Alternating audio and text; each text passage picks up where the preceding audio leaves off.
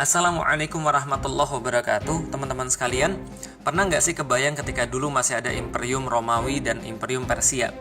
Waktu itu Imperium Romawi terbentang kurang lebih 5 juta kilometer persegi di sebelah barat, dan Imperium Persia terbentang kurang lebih 7,4 juta kilometer persegi di sebelah timur.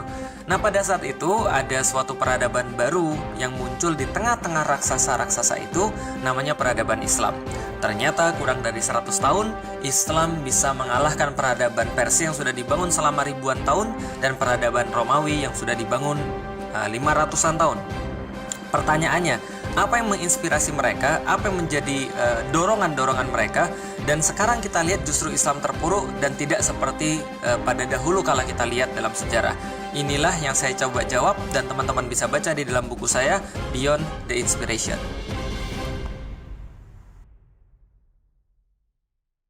Assalamualaikum warahmatullahi wabarakatuh.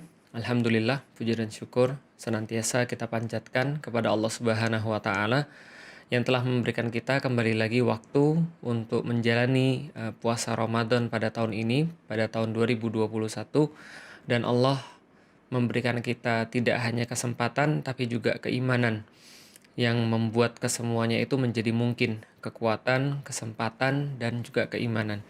Dan kita memohon kepada Allah Subhanahu wa Ta'ala, mudah-mudahan Allah senantiasa berkenan untuk mengampuni dosa-dosa kita, dan kita berhusnudzon kepada Allah Subhanahu wa Ta'ala bahwasanya ibadah-ibadah kita selama bulan Ramadan ini Allah terima dan Allah jadikan sebagai pemberat menuju kepada surganya Allah Subhanahu wa Ta'ala. Alhamdulillah, teman-teman sekalian, salawat dan salam juga semoga senantiasa tercurah dan terlimpahkan kepada baginda Nabi besar Muhammad sallallahu alaihi wasallam, manusia mulia yang senantiasa kita muliakan dengan meniru setiap perbuatan-perbuatannya dan juga melaksanakan setiap perkataan-perkataannya.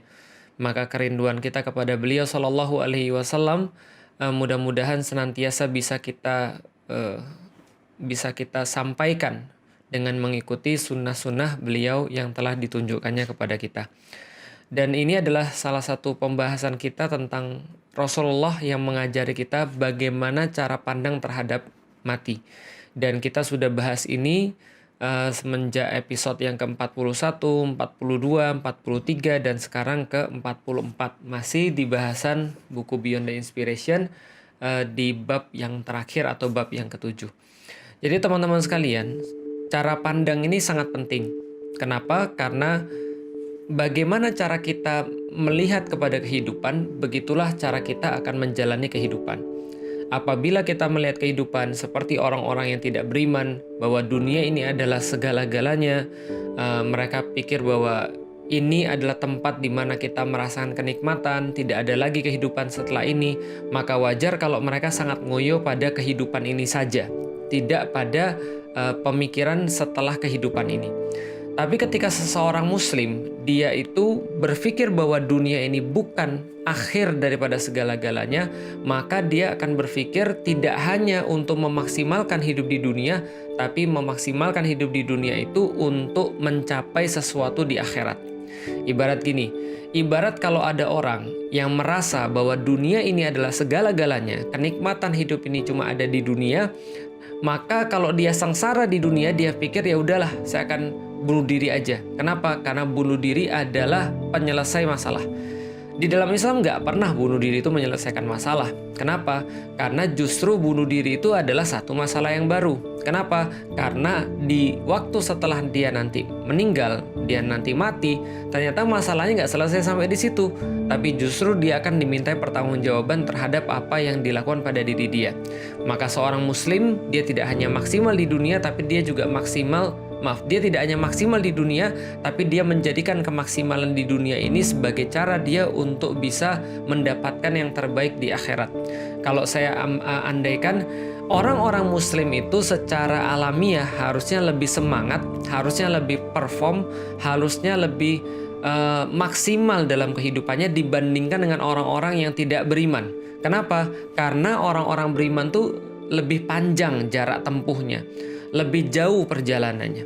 Kalau lebih jauh perjalanannya, tentu saja kita harus membekalkan diri lebih banyak. Kita harus punya bawaan lebih banyak dibandingkan dengan orang-orang yang tidak begitu jauh perjalanannya. Dan hidup ini adalah sebuah perjalanan, dan kita sudah tahu, kemarin kita sudah bahas bahwa berapa lama kita hidup di dunia, ternyata nggak lama. Ternyata di dalam Al-Quran dikatakan labisna yauman au ba'do yaumin. Bahwasanya kami hanya berada di dunia itu sehari atau setengah hari. Kapan sehari dan setengah hari itu? Seperti waktu sore hari, seperti waktu pagi hari, atau seperti waktu siang hari. Dan kita kemarin bahas, apabila kalau manusia itu diandaikan, kalau di dalam Al-Quran, di dalam surat Al-Ma'arij itu disampaikan bahwa satu hari di situ satu hari bagi malaikat sama seperti 50.000 tahun bagi manusia, maka satu hari di yaumil kiamah itu Rasul katakan terbentang 50.000 tahun bagi kita. Maka kehidupan kita di dunia yang sekarang mungkin 60-70 tahun itu, mungkin ketika di bentangan yaumil mahsyar, di bentangan yaumil kiamah, itu hanya terasa kayak 2 menit 1 detik. Jadi terasa sangat singkat sekali kita hidup di dunia ini. Maka kita sudah bahas bahwasanya ketika seseorang itu di dunianya mungkin dia sulit dalam menaati Allah, mungkin dia sulit dalam melakukan kebaikan-kebaikan, sulit dalam mengumpulkan pahala, lelah dia di situ, dizolimi dia di situ, nggak ada masalah. Kenapa? Karena nanti dia akan mendapatkan bagian daripada apa yang dia usahakan. Kesulitannya, kelelahannya itu akan berakhir, sementara pahala yang Allah siapkan bagi dia itu tetap dan selama-lamanya. Jadi walal akhiratu khairul laka minal ula maksudnya adalah ketika kita berbuat sesuatu kebaikan di depan, itu akan menghasilkan kebaikan di belakang. Dan kebaikan di belakang itu di akhir itu lebih bagus daripada kebaikan di depan. Sebaliknya, kalau ada orang-orang yang bermaksiat kepada Allah, dia mungkin akan merasakan kenikmatan dalam maksiatnya. Dia mungkin akan merasakan kesenangan dalam maksiatnya, tapi kesenangan itu segera akan usai. Dan ketika dia kembali kepada Allah, dia sudah tetap siksaan-siksaan ataupun kesengsaraan bagi dia. Na'udzubillahi min dzalik. Jangan sampai kita itu merasa bahwa kita itu mau untuk mengganti kenikmatan yang besar dengan kenikmatan yang sangat sedikit. Membeli kesengsaraan yang besar dengan kenikmatan yang sedikit. Jangan sampai kita mau seperti itu. Yang sebaliknya harus kita lakukan adalah kita membeli kenikmatan yang besar dengan kesengsaraan yang sedikit di dunia. Jadi kita tuh harus senantiasa menasihati diri kita sendiri. Andai kita susah dalam menjalani ketaatan kepada Allah di dunia, maka kita nasihatin sebentar aja kok. Cuma 2 menit 1 detik aja. Kalau seandainya kita sulit dalam kerudungan, ya udah nggak apa-apa. 2 menit 1 detik aja. Panas ketika memakai penutup aurat, udah nggak apa-apa. 2 menit 1 detik aja kok. Kalau kita sulit ketika kita masih harus mempertahankan keadaan single, tidak pacaran misalnya, tidak ikut-ikutan maksiat, diomongin homo lu, diomongin wah kamu nggak normal, masa kamu nggak punya pacar, kamu nggak laku, nggak apa-apa. Itu semua cuma 2 menit 1 detik aja. Tapi seterusnya ketika kita bisa menahan itu semua di dunia, tidak melakukan kecuali ketaatan kepada Allah, maka mudah-mudahan Allah akan mengganjar kita dengan hal yang lebih baik setelah 2 menit 1 detik ini. Karena itulah orang-orang yang bermaksiat kepada Allah, mereka nyesel. Semua dikatakan oleh Allah, mereka nyesel. Mereka mengatakan, andai saya bisa balik ke dunia. Mereka mengatakan, andai saya cuma tanah aja. Mereka mengatakan, coba dulu kami. Tapi orang-orang yang beriman, mereka sebaliknya. Mereka mengatakan apa? Ini yang dijanjikan oleh Tuhan saya. Ini yang diomongkan sama Tuhan saya. Ini yang saya nanti-nantikan ketika Tuhan saya memenuhi janjinya kepada saya. Itu adalah perkataan-perkataan di dalam Al-Quran. Nah, ini semua dibungkus dalam keadaan apa? Dalam keadaan bahwa kita meyakini bahwa kematian adalah sesuatu hal yang pasti. Allah Subhanahu wa Ta'ala menyampaikan kullu nafsin dha'iqatul maut. Bahwasanya setiap yang bernyawa pasti akan merasakan mati. Kalau translate atau arti secara letterlux, kullu nafsin dha'iqatul maut artinya adalah kullu, setiap, nafsin yang bernafas. Jadi kullu nafsin dha'iqatul maut, pasti mereka akan merasakan kematian. bahwasanya orang itu akan merasakan adanya kematian, itu sudah pasti. Kullu nafsin za'iqatul maut. Maka ketika saya pernah ditanya, apa ciri-ciri orang yang bakal mati? Kan katanya ada ciri-ciri ya, beberapa hari sebelumnya kayaknya ciri-cirinya begini dan segala macamnya. Mungkin iya, tapi ciri-ciri yang paling jelas bahwa manusia itu akan mati sebentar lagi adalah kalau dia bernafas. Jadi ketika dia bernafas, ya dia pasti akan mati. Itu tidak bisa kita elakkan. Mau apapun yang kita lakukan, setiap manusia itu sejatinya sedang melangkah sedikit demi sedikit menuju kematiannya. Maka ketika ada orang yang ulang tahun, atau ada orang yang misalnya milad misalnya, itu dia harus sedih. Kenapa dia harus sedih? Karena dia selangkah lagi menuju kepada kematian. Dia setahun lagi lebih dekat kepada kematian. Ini adalah cara Islam memandang gitu. Artinya setiap hari berlalu itu semakin dekat dia dengan yang namanya kematian. Kullu nafsin za'iqatul maut. Fa idza jaa ajaluhum, dan ketika sudah datang ajal itu kata Allah, fala yastakhiruna sa'ata wa la yastaqdimun. La yastakhiruna sa'ata wa la yastaqdimun. Maka dia tidak akan dapat memundurkannya barang sesaat, dan dia tidak pula dapat memajukannya barang sesaat. Ajal itu ada dan ajal itu datang ya sesuai dengan catatan Allah Subhanahu wa taala. Makanya dalam satu riwayat itu disampaikan kepada kita bahwasanya ajal sama rizki itu adalah dua makhluk yang Allah ciptakan, yang kalau sudah ngejar manusia nggak bakal bisa lepas. Jadi manusia itu senantiasa akan dikejar oleh dua makhluk, yang kalau dia sudah ngejar nggak akan bakal lepas. Yang pertama adalah rezeki, yang kedua adalah ajal. Dan Allah memerintahkan kepada ajal untuk nunggu di belakang rezeki. Jadi rezeki dulu masuk, dia ngejar manusia, dia nuntasin haknya terhadap manusia. Setelah rezekinya habis, baru ajalnya masuk. Maka Rasulullah Shallallahu Alaihi Wasallam itu pernah menyampaikan kepada kita, manusia itu seolah-olah dikepung oleh 99 macam kematian. Ketika seluruh macam kematian itu tidak mengenainya, 99 itu tidak mengenainya, maka ada satu yang tidak mungkin luput, yaitu adalah usia tua. Maka saya sudah sampaikan pada teman-teman sekalian, kita lihat aja orang-orang tua itu setiap hari semakin muncul tanda-tanda kematian. Mulai dari kulitnya yang berkeriput, tulangnya yang kemudian tidak berfungsi lagi, lalu kemudian keadaan skillnya balik lagi semula, dia mulai kehilangan ingatan, dia mulai nggak bisa makan, dia mulai kehilangan giginya, dan seterusnya. Setiap hari itu muncul tanda-tanda kematian. Ini adalah sesuatu yang pasti. Maka pengingat manusia yang paling jelas adalah bahwa dia pasti akan mati. Orang-orang berkata, semua itu tidak ada yang pasti kecuali satu, manusia pasti mati. Mau kemanapun dia, mau apapun yang dia lakukan, mau dia perawatan kayak apa aja, tapi mati pasti akan mengenainya. Sehari ini atau besok, lusa atau pekan depan, bulan ini atau tahun depan, itu semua akan terjadi menghampiri manusia. Karena itulah Rasulullah Shallallahu Alaihi Wasallam mengingatkan kepada kita dekatnya kematian ini, dan kita itu kayak memandang itu masih jauh. Makanya orang-orang kita itu ya kadang-kadang suka menghindari membahas tentang mati. Mereka merasa kalau menghindari membahas tentang mati itu seolah-olah akan membuat mereka hidup lebih lama. Enggak juga. Karena kenapa? Karena mati itu ya ajal, dan ajal itu sudah Allah tetapkan. Nah, kalau kita membahas tentang kematian ini, ya kita nggak perlu merasa bahwa ini adalah sesuatu yang tabu. Kadang-kadang lucu ya, saya pernah foto sama teman-teman saya, lalu dia bilang, Ustadz jangan di tengah. Kenapa? Nanti yang di tengah itu mati. Jangan foto bertiga, nanti yang di tengah mati. Saya bilang, ya yang foto di tengah itu pasti mati.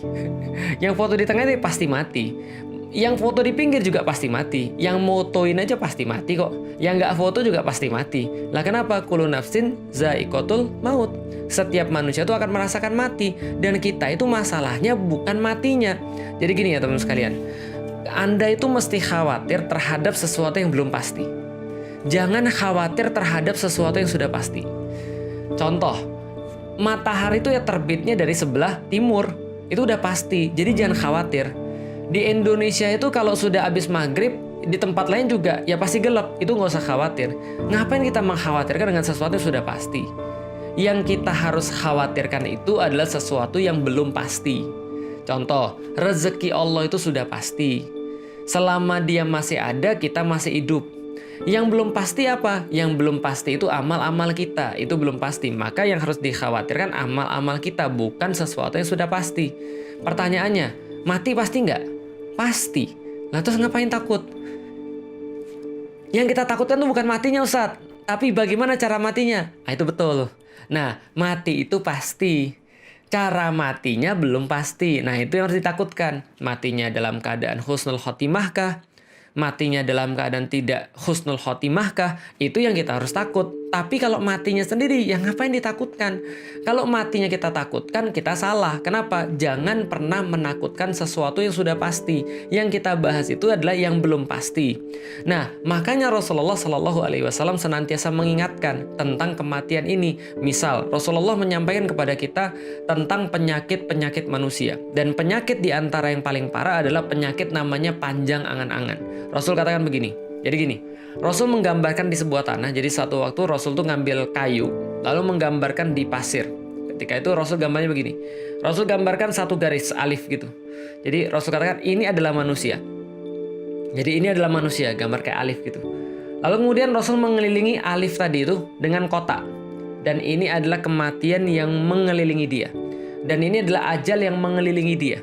Jadi kalau tadi ada alif yang Rasul gambarkan, lalu kemudian Rasul gambarkan kotak mengelilingi alif tadi. Lalu kemudian Rasul katakan ini adalah manusia dan ini adalah kematian yang mengelilingi manusia. Lalu Rasul katakan, tapi sebelum dia mencapai ajal yang pasti akan datang itu, maka dia bisa jadi akan kena ajal yang lain. Di garis-garisin tuh tengah-tengah kotak itu. Jadi ini adalah manusia dan ajalnya dan dia dikelilingi oleh kematian. Kemanapun dia pasti akan kena yang namanya mati. Tapi sebelum ajal tua, bisa jadi itu namanya ajal tua kotak itu, sudah pasti ada umurnya, maka manusia bisa jadi akan kena dengan beberapa ajal-ajal yang lain yang mendahului ajal tua itu. Ketabrak mobil, lalu kemudian kena COVID kayak sekarang, lalu kemudian kena penyakit, bisa jadi karena ada kriminal, bisa jadi karena ya apapun itu. Mudah banget kok bagi Allah untuk mengantarkan kematian, lagi sholat dan seterusnya. Nah, ketika itu terjadi kata Rasulullah, ini manusia, alif, lalu kemudian ini adalah kematian yang mengelilingi dia, kotak, lalu ini adalah ajal yang bisa jadi kena dia kapan-kapan saja, lalu Rasul gambarkan di atas kotak ajal itu, dan ini adalah angan-angan manusia. Jadi angan-angan manusia itu melebihi daripada ajalnya manusia. Apa itu angan-angan manusia? Merasa dia masih banyak waktu, padahal dia sudah nggak punya waktu sama sekali. Apa angan-angan manusia? Azan berkumandang Allahu Akbar, Allahu Akbar. Lalu kemudian dia bilang, nanti aja masih lama kok. Nanti aja masih ada waktu kok. Angan-angan tuh seperti apa? Persis ketika kita melihat bulan Ramadan. Sadar nggak sih? Di awal-awal Ramadan kita merasa, waktu masih banyak. Di pertengahannya kita mikir, ya masih ada waktu kok. Tapi di akhirnya kita baru merasa, ternyata kita sudah mau ditinggalkan Ramadan. Sadar nggak sih, hampir setiap tahun kita mikir kayak gitu. Setiap penghujung Ramadan kita berpikir, andai kan Ramadan bisa diulang lagi. Kita nggak tahu ke depan masih dapat atau tidak. Kita nggak tahu ke depan itu kita masih merasakan Ramadan atau tidak. Dan kita nyesel di ujungnya kita sudah sampai di terakhir tapi kita nggak maksimal sama sekali. Bukankah begitu? Dan coba lihat berapa banyak di antara kita yang kemarin masih kita lihat mereka untuk sholat Id bareng-bareng kita, tapi tahun ini nggak bisa Id bareng kita lagi. Atau bahkan kita juga nggak bisa tahu apakah kita masih bisa Id atau tidak. Panjang angan-angan. Panjang angan-angan merasa bahwa saya akan bisa begini, saya akan bisa begitu. Dan ini yang membuat kita nggak pernah konsentrasi pas sholat. Kenapa kita nggak pernah konsentrasi pas sholat? Kita merasa setelah sholat itu masih ada lagi kehidupan. Kita merasa setelah sholat itu kita masih bisa ngerjain tugas. Kita merasa habis sholat itu kita masih bisa untuk hidup dan melakukan aktivitas-aktivitas yang lain. Maka kita nggak pernah konsentrasi sama sholat kita. Kenapa? Seolah-olah sholat itu yang terakhir. Padahal kuncinya justru ada di situ. Apa yang Allah sampaikan misalnya, sesungguhnya sholat itu adalah perkara yang sangat berat. Innaha lakabiratun illa alal khasiin. Kecuali kepada orang-orang yang khusyuk. Bagaimana bisa khusyuk kepada Allah? Alladzina yazunnuna annahum mulaku rabbihim wa annahum ilaihi rajiun. Siapa yang bisa khusyuk? Adalah mereka yang yakin bahwa mereka pasti akan berjumpa dengan saya dan kepada saya mereka akan dikembalikan setelah mereka mati. Orang baru akan khusyuk kalau dia tahu itu adalah sholat dia yang terakhir. 2009 saya pernah dapat gambar. mujahid yang lagi sholat untuk terakhir kalinya. Jadi mereka tuh sholat untuk terakhir kalinya, yang mereka yakin banget itu adalah sholat untuk yang terakhir kalinya, karena mereka harus berjihad, dan jihad tuh kayak nggak make sense. Jadi mereka cuma bersenjatakan yang sangat sederhana, sementara mereka menghadapi Israel dengan kekuatan yang sangat luar biasa. Secara hitungan di atas kertas, maka mereka pasti kalah, mereka pasti terbunuh, maka mereka sholat untuk yang terakhir kalinya. Allahu Akbar. Coba Anda bayangkan. Ada satu sahabat Rasulullah yang juga mengalami kondisi seperti itu. Jadi sebelum dia ingin dieksekusi, dia dikatakan sama dia, kamu mau minta apa sebelum kamu mati? Maka kemudian sahabat ini bilang, persilahkan saya sholat 2 rakaat.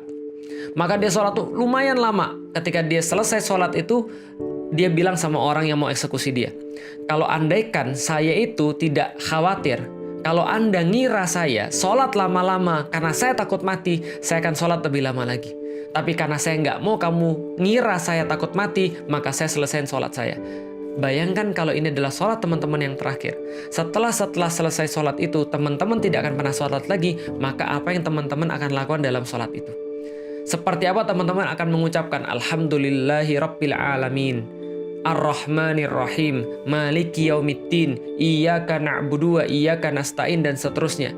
Lalu seperti apa teman-teman akan sujud? Seperti apa teman-teman akan ruku? Seperti apa teman-teman akan salam? Setelah salam seperti apa? Bisa jadi kemudian kita akan berdoa. Bisa jadi kita akan kemudian zikir. Bisa jadi kita kemudian akan istighfar terus menerus. Kenapa? Karena kita yakin sebentar lagi kita bakal mati. Andaikan kita yakin bahwa itu adalah sholat yang terakhir, pasti kita menjalani dengan cara yang berbeda.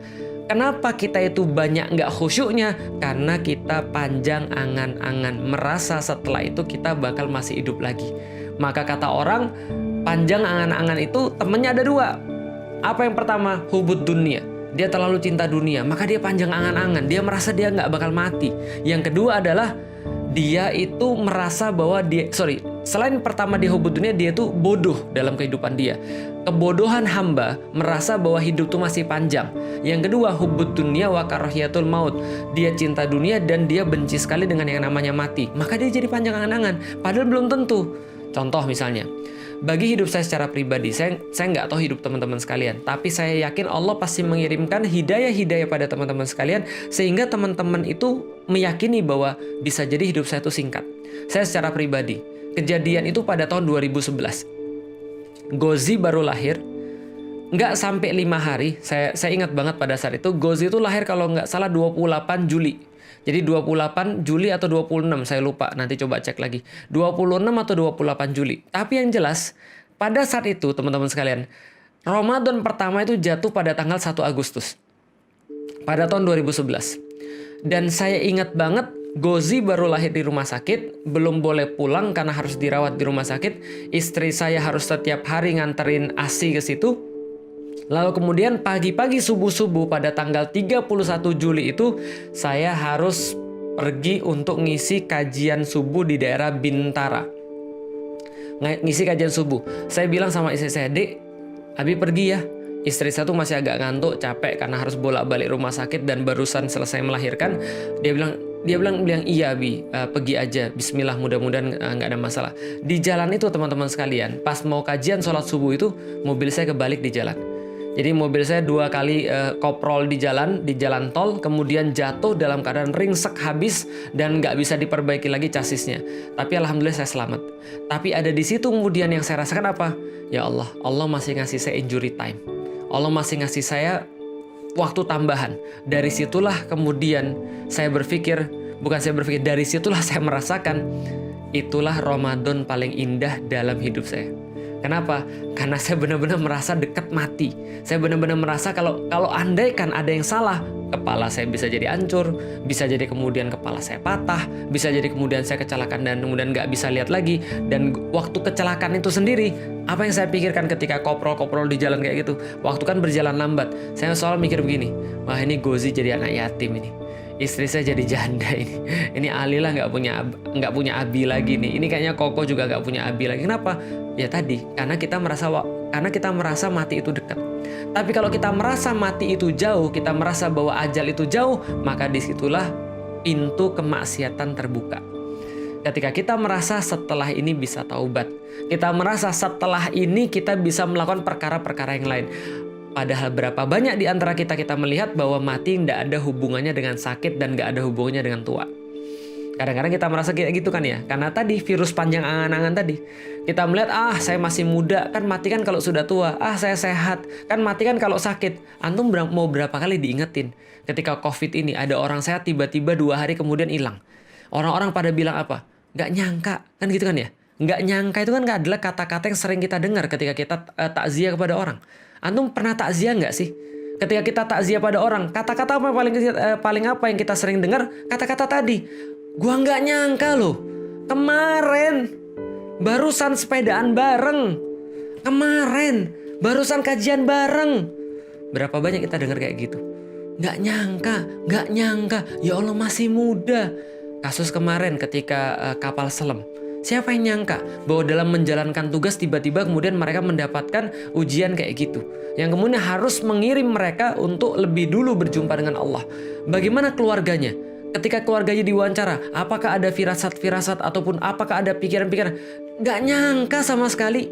Makanya ketika saya keluar dari rumah itu, saya pastikan biasanya saya keluar dari rumah nggak dalam keadaan ribut sama istri saya. Nggak dalam keadaan marah sama istri saya. Kenapa? Saya khawatir itu adalah hari yang terakhir saya ngelihat dia. Kenapa saya khawatir? Karena kalau saya keluar dalam keadaan ribut dengan istri saya, dalam keadaan saya nggak ridho dengan istri saya, maka bisa jadi saya yang nggak pulang, atau ketika saya pulang dia yang sudah nggak ada. Kan sudah pasti. Saya bilang sama istri saya, kalau kita lagi ribut, Dek, gimana kalau ini adalah waktu yang terakhir yang Allah kasih bagi kita? Kalau ini adalah waktu yang terakhir yang Allah kasih bagi kita, mau nggak sih kita tuh pisah dalam keadaan kamu nggak ridho dengan saya atau saya nggak ridho sama kamu? Mau nggak ini adalah terakhir kali yang kita ingat? Kalau andai kan saya pergi dalam keadaan marah sama istri saya, maka ketika saya pergi, saya nggak balik lagi. Bagaimana perasaan dia? Ketika itu adalah yang terakhir dia ingat daripada saya. Wajah saya masem, kemudian saya bentak dia, kemudian saya berbuat kasar kepada dia, dia juga lagi nggak mau ngomong sama saya, dan seterusnya. Mau kayak gitu. Atau saya pulang, dia sudah nggak ada. Apa yang kemudian itu yang mau saya ingat dalam kehidupan saya? Bahwa saya tidak sempat memaafkan dia, atau bahwa saya tidak sempat untuk mengajari dia dengan cara yang baik. Enggak, saya nggak mau. Maka ketika saya pergi dari rumah, saya pastikan saya tidak marah sama istri saya. Saya nggak ribut sama istri saya. Saya bilang, Dek, jangan-jangan ini adalah yang terakhir. Ketika saya pergi keluar kota, saya tahu bahwa apapun bisa terjadi. Saya bilang sama istri saya, Dek, kalau ini adalah yang terakhir, Abi minta maaf ya. Kalau Abi ada salah. Dek, kalau ini adalah perjumpaan yang terakhir. Dek, kalau ini adalah perjumpaan yang terakhir. Lama-lama dia pintar. Lalu kemudian dia bilang gini. Ketika saya bilang, Dek, kalau ini yang terakhir, apakah ini yang mau diingat dari kita? Apa yang mau diingat dari kita? Lalu kemudian istri saya bilang, kemarin juga Abi bilang begitu, ternyata juga pulang baik-baik saja. Tapi saya bilang, iya betul, tapi akan datang satu hari. Ingat baik-baik, akan datang satu hari nanti ketika saya pergi, lalu saya bilang, Dek, bisa jadi ini pertemuan yang terakhir, dan benar saya nggak akan balik-balik. Percaya nggak? Yakin nggak? Kan bukan kita sudah tahu bahwa mati itu pasti. Akan datang satu masa di mana seorang suami atau seorang istri melihat suaminya atau melihat istrinya pergi dan dia nggak akan pernah balik lagi. Pertanyaannya adalah, kalau kita sudah tahu itu sudah pasti, apa yang mau kita lakukan selama masih ada? Bapak dan ibu kita itu suatu saat nanti pasti mati. Pasti. Kalau kita nunda-nunda amal-amal baik kita bakal nyesel. Kenapa? Karena ada satu masa nanti ketika kita nggak sempat cium tangan dia lagi. Ketika kita nggak sempat untuk membahagiakan dia lagi. Maka bagi orang-orang yang masih punya ayah, saya bilang, layani bapaknya. Minimal untuk bisa membersamai bapaknya itu sudah bagus. Kenapa? Akan datang satu masa di mana kita nggak bisa ketemu dia lagi. Itu sudah pasti. Hakon. Pasti hukumnya. Pasti jadinya. Kita pun juga sama dengan anak-anak. Akan ada satu masa kita nggak bisa lihat mereka lagi. Akan ada satu masa mereka nggak bisa lagi untuk konsultasi ke kita. Selama masih ada waktunya, manfaatin dengan baik. Ini yang kemudian energi yang diberikan oleh seseorang yang yakin dia bakal mati. Dia akan memaksimalkan setiap detik yang Allah kasih pada dia, seolah-olah ini adalah yang terakhir. Gimana kalau ini adalah sholat kita yang terakhir? Gimana kalau ini adalah live kita yang terakhir? Gimana kalau ini adalah ketemu teman kita yang terakhir? Gimana kalau ini adalah sedekah kita yang terakhir? Gimana ini kalau ini adalah Ramadan kita yang terakhir? Antum mungkin ngeremehin. Enggak, bisa jadi ada Ramadan ke depan. Mau berapa banyak lagi kasus sehingga antum tahu? Mau berapa banyak lagi pelajaran yang Allah berikan sehingga antum paham bahwa Ramadan itu bisa jadi ini yang terakhir. Orang tua mungkin yang lebih paham. Kenapa? Mereka punya list tuh. Antum perhatiin nggak sih orang tua tuh? Mereka punya list nama teman-teman mereka. Dan setiap list itu, saya punya teman orang tua, dia punya list. Jadi list teman-teman dia yang masih ada, masih hidup, dan itu udah dicoretin satu persatu tuh listnya. Coretin satu persatu. Kenapa? Ini udah meninggal, ini udah meninggal, ini udah meninggal. Dan dia udah tahu pasti, sedikit atau banyak, cepat atau lambat, dia akan dicoret di list itu. Kullu nafsin za'iqatul maut. Maka cukuplah mati sebagai pengingat bagi hamba-hamba yang beriman kepada Allah Subhanahu wa taala. Insya Allah kita lanjutin besok teman-teman sekalian. Semoga mati ini menjadi pengingat bagi kita dan kita juga nggak tahu. Bisa jadi ini live saya yang terakhir, bisa jadi kemudian ini adalah ngisi kita yang terakhir. Berapa banyak orang-orang yang kaget ketika Syekh Ali Jabir kemudian kemarin wafat? Berapa banyak yang kaget ketika ulama-ulama kita banyak meninggalkan kita? Itulah maksud saya bahwa kita nggak tahu kapan kita mati. Mati itu pasti. Dan itu nggak usah dikhawatirkan. Yang perlu kita khawatirkan apa yang sudah kita siapkan untuk menghadapi kematian itu. Amal-amal terbaik apa yang kita bisa persembahkan pada bapak kita, pada ibu kita, pada istri kita, pada suami kita, pada anak-anak kita, pada dakwah kita. Hingga ketika nanti kita menghadap kepada Allah, kita menghadap dengan sebaik-baiknya. Insya Allah kita akan lanjutkan pembahasan kita. Mudah-mudahan bermanfaat. Assalamualaikum warahmatullahi wabarakatuh.